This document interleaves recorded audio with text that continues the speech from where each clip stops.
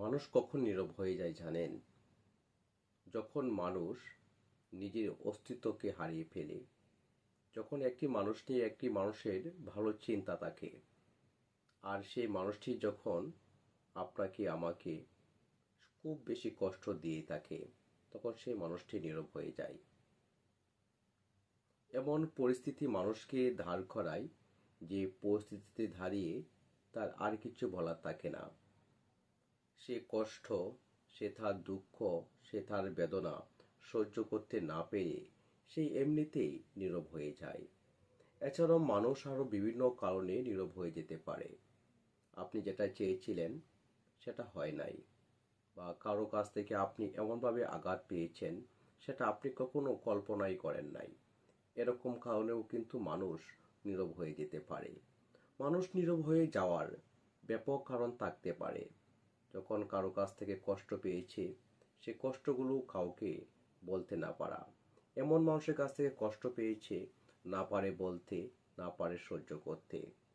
এই পৃথিবীতে এরকম মানুষ অনেক রয়েছে যারা খুব কাছের মানুষগুলোকে এভাবে কষ্ট দিয়ে থাকে।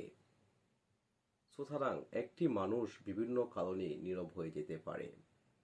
আপনার জীবনে চাওয়া পাওয়া যখন স্থির হয়ে যায়, যখন আপনার মনে অনেক স্বপ্ন ছিল, আপনি এটা করবেন সেটা করবেন, কিন্তু আপনার জীবনে ব্যর্থতা আর ব্যর্থতা, তখন সে মানুষটা কিন্তু নীরব হয়ে যায়। আর বিভিন্ন কারণে মানুষ নীরব হয়ে যেতে পারে।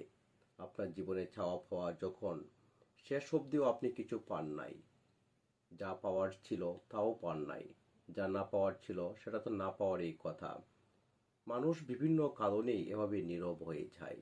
আসলে মানুষের জীবনটা এমন এক পর্যায়ে গিয়ে স্থির হয়ে যায়, সে আর কিছু বুঝতে পারে না, সে আর কিছু চায় না, সে নীরবতা চায়। এমন একটি ধার প্রান্তে যখন মানুষ চলে যায়, সে আর তার কিছু ভালো লাগে না। সুতরাং মানুষ নীরব হয়ে যাওয়ার পেছনে বহুবিধ কারণ থাকতে পারে।